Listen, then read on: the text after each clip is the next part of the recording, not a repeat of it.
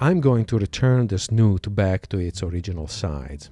All right, so click on this and we are going to go to our perspective view and click on the snoot. We can simply go to the parameters and return this to 100%. All right, another option for the softbox is to enable the gobo. So we are going to click on the softbox. Here is gobo enabled.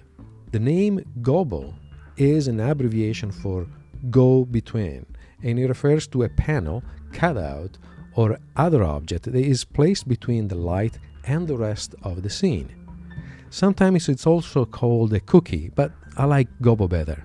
Enabling the gobo seems to do little except adding another plane in front of the light. So let's see how that works.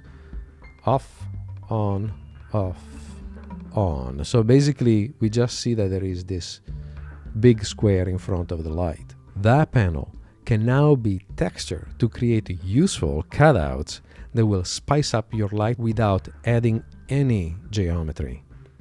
I included 3 materials to show how this is done. Let me go back to the content manager, and by selecting the gobo, I can now click on any of these 3 materials. I'll start with the gobo circle. Actually, let me move the scene a little bit and let me double click on this. And now we can see that a circle appears here. Now that circle is not just a white circle. You can see that the circle is actually a transparent area of the gobo that will let light pass. Let me demonstrate that. If I go to the light body, and in the scene tab, I just make it invisible. Now we can see through that gobo. It's just a black and white texture where the white is solid and the black is transparent. All right, let's re-enable the body. How can we use this trick for creating lighting? Well, let me show you another feature. If we want, we can click and bring the gobo closer to the subject. And that is done by simply going to the parameters and clicking on distance from light. Now I could move this directly, but distance from light sometimes is easier to grab. And look what happens. If the snoot is enabled, the snoot is also extended to match the distance. This, moving the gobo closer to the subject, will cause the shadow created by the gobo to be sharp. So we are not moving the light, we're just moving the gobo. So let's see how that can be used to create a different type of lighting. So let me adjust it to a point where it is really close. What you don't want to do is to touch the lens portion of the camera, otherwise that will basically overlap with the camera. So we are at a good point there. We can drag this by hand. All right. And so let's try a new render now.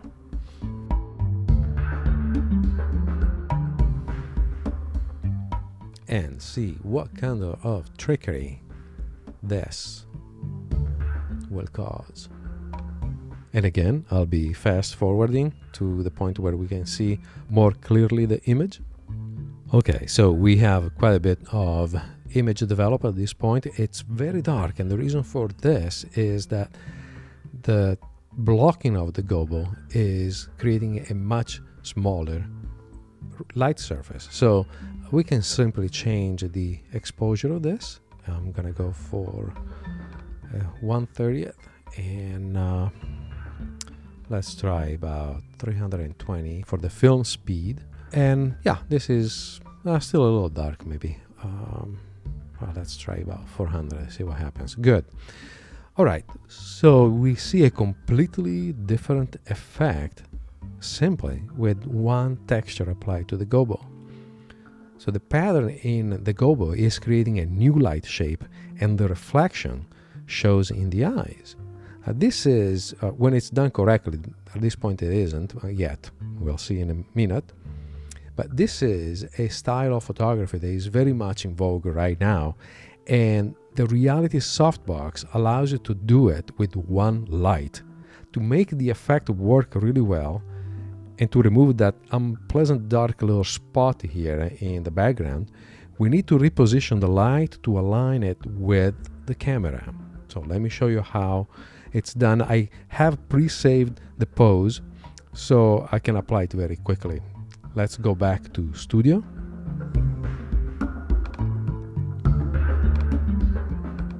And I'm gonna just run the pose very quickly. Click on the light. There you go.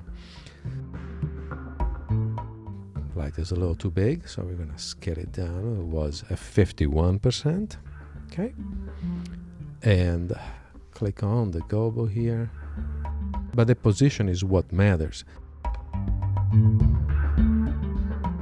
You can see that the circle, and I can just turn this off for a second. Okay, there you go. So now we can see that the circle is quite centered with the camera. Okay, and we can simply click on the gobo, go back to our parameters, and go to increase the distance from light up to this point here. There you go, just before it touches the lens. Let's return to our background and enable it and try again. See what happens. Render frame. Click back on Lux, and again I'll fast forward and I'll see you there. All right, let's change the exposure a little bit to see better. So I think probably at this point we can use this. Perfect. Let's see, 115 is going to be too much. That's quite a bit.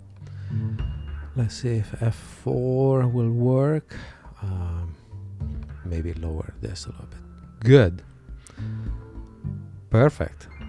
This is one effect that you could not reproduce with any other light unless you wanted to model a ring light yourself. The advantage of this method, though, is that we have a single light, which is taking less time to render than using a real model ring with multiple faces. In Lux, each face in a mesh light is a light source, and that adds to your rendering time. And we can also change the shape of the cutouts in the gobo to anything we like, and that just takes one bitmap. This is a very, very flexible way of creating lighting in Lux through the Reality Softbox. So let me just recap.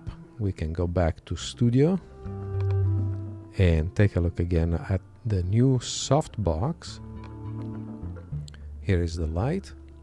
We have a prop with a gobo and a snoot, and of course all these are independent elements. If you want, you can clearly change the sides of the gobo, which will change, of course, the sides of the ring or whatever pattern is used right now. I included, of course, a few different patterns. So we have checkers and we have some tight blinds that can be used for very interesting reflections in the eye. It will not create beams of light because this is a mesh light unless you make this light very, very small. But it does create a very interesting reflection in the eyes of the subject, and it breaks the light in a very nice way. But there are no limits. You can create your black and white patterns. You can just look at the textures that are included with the model and create your own. Let the creativity go wild. So the Reality Softbox is free for all registered users of Reality 1.0 and 1.01. just use the link listed here or go to www.preta3d.com to download it. My name is Paolo Ciccone of Preta 3D. Have fun.